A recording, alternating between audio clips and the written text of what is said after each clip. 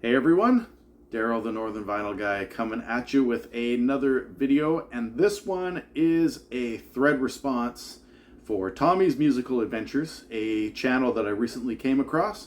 So stay tuned, and we will see you on the flip side.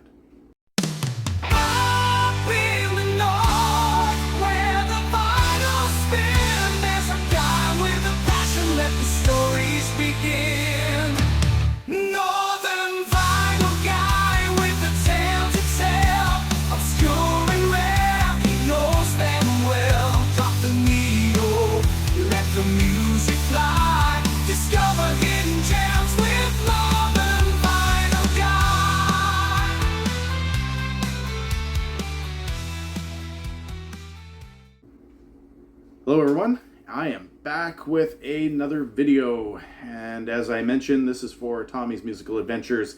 Recently came across his channel through some of you that I have subscribed to, and I noticed that he had a thread. It's been around for a couple months now, I believe, to show 5 great debut albums. So choose 5 musicians or bands and show 5 great debuts that they had. It doesn't necessarily have to be their best album in your opinion, but a great album nonetheless. And so I've got 5 here that I thought I would feature. Some of them I don't think I've really shown on my channel, and others I've talked about not necessarily ad nauseum, but definitely multiple times. So let's get to it. Firstly, I am going to be showing a prog rock band from the 1970s. Surprisingly, I was a little surprised to know that they released 11 albums over the course of their career, and I only have the debut, and I think it's fantastic. The big thing is that when we talk about prog rock and things like that, a lot of people are going to be showing the Court of the Crimson King by King Crimson, the debut album by Emerson, Lake and Palmer, things like that.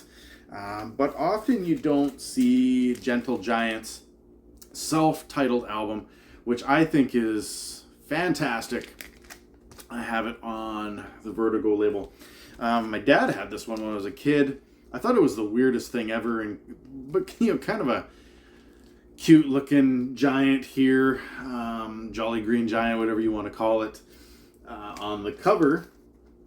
And then on the back is the rest of its body with, of course, the members of the band in the giant's hand. So it's hard for me to show the whole thing and try, but there we go. But this has all kinds of fantastic stuff. I mean, the song Giant, Alucard, Why Not, Isn't It Cold and Quiet, or Quiet and Cold. These are all fantastic songs off the debut album by Gentle Giant. So one that I don't show very often, and in fact I don't listen to it too often, but I do think that there is a lot of merit to the progression, I guess you would say, of prog rock. If it wasn't for bands like Gentle Giant, they played a great role in that. So that was from 1970.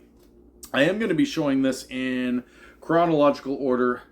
This isn't by my favorite albums or anything like that per se, but in chronological order. So next up, 1983's Tears for Fears and The Hurting.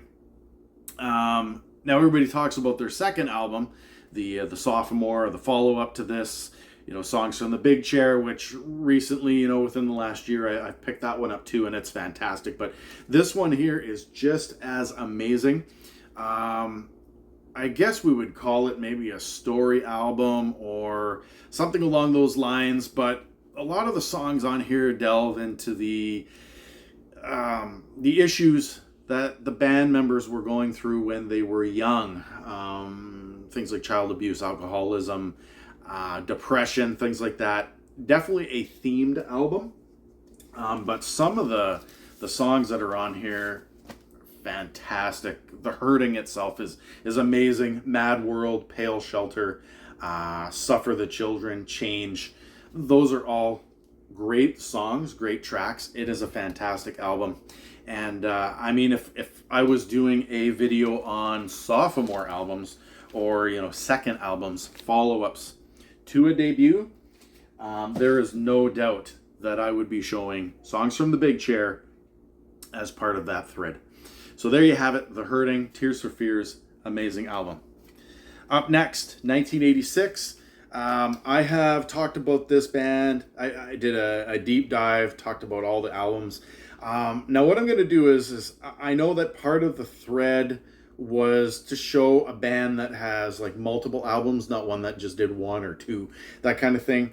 Now, as a band, this group did 3 albums, but the lead singer, Bruce Hornsby, has had a slew since the late 80s of his own solo work. So I'm going to include that in here. So Bruce Hornsby and The Range, if we're looking just solely at Bruce Hornsby, we'll include that here as well. But This Is the Way It Is, their debut album from 1986.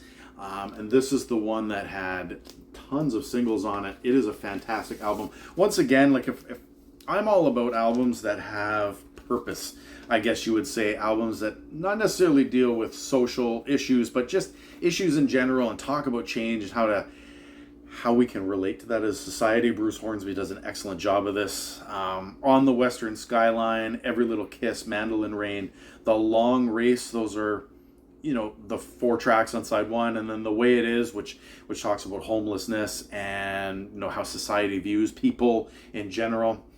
Down the Road Tonight, The Wild Frontier, The River Runs Low, The Red Plains. In my opinion, this is a perfect album, if not near perfect, in my opinion.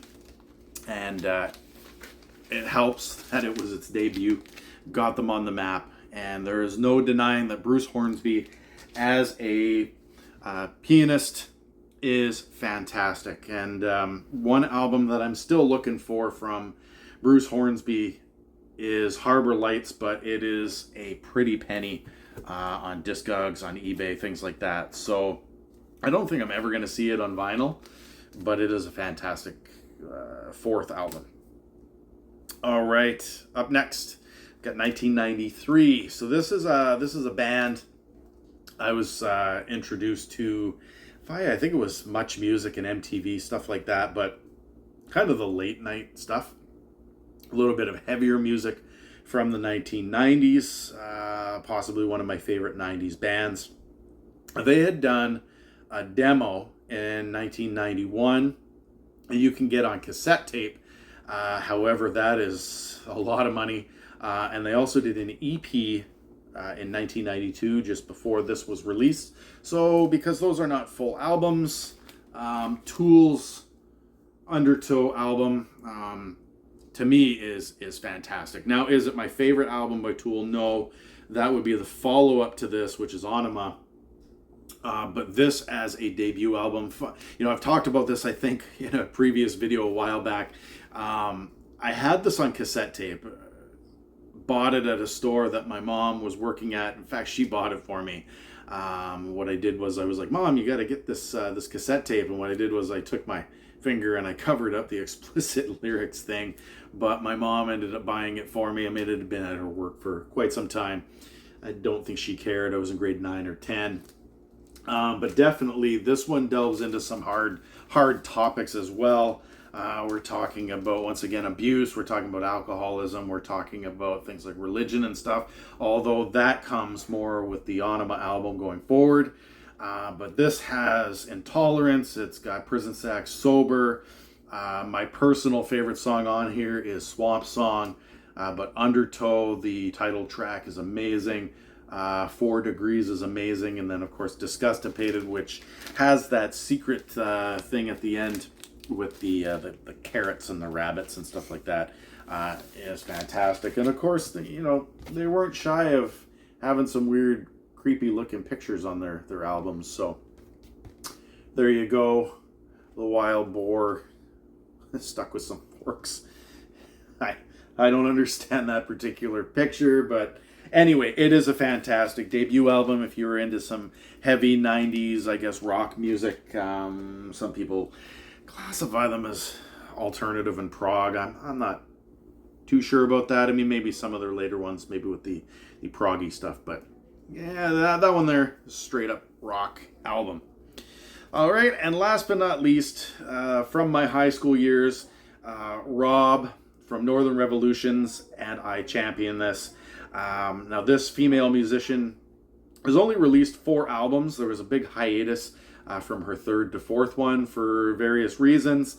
Rob and I champion her as kind of the Canadian Sheryl Crow, if you will, and that is Amanda Marshall, and her debut album, which is a self-titled one. And this one here went viral across Canada. Now, the big hit that did go, I think, Billboard Top 40 was Birmingham. I think that's one of the only tracks that did hit the United States, but this was all over Canada. And if you haven't checked this one out, I mean, I would definitely stream this one, and you'll be surprised. It's just kind of a bluesy, poppy, slow song type deal. But other songs on here: Let It Rain, Fall from Grace, Dark Horse, Beautiful Goodbye, Sitting on Top of the World, Last Exit to Eden, and more. The last track, the closing track on this, Promises, is my favorite.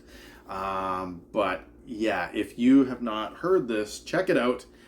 In my opinion, pretty much perfect album from a fantastic female musician from Canada. So, Amanda Marshall's debut self-titled album. So there we go. Those are my 5 debut albums that I think are fantastic. Let me know down in the comments below, what are 5 albums that you think the debuts are amazing, the bands that had the most amazing debut albums. And if you want to jump on this thread, I'm going to leave a link to the original video. Once again, Tommy's Musical Adventures, a new channel to me. If he's a new channel to you, definitely click that subscribe button for him. And as always, if you are new to my channel, please leave a thumbs up, leave a comment, click the subscribe button. And for those of you that have been continuing to watch my videos, I appreciate your support. And until next time, we will see you on the flip side, and take care, everyone.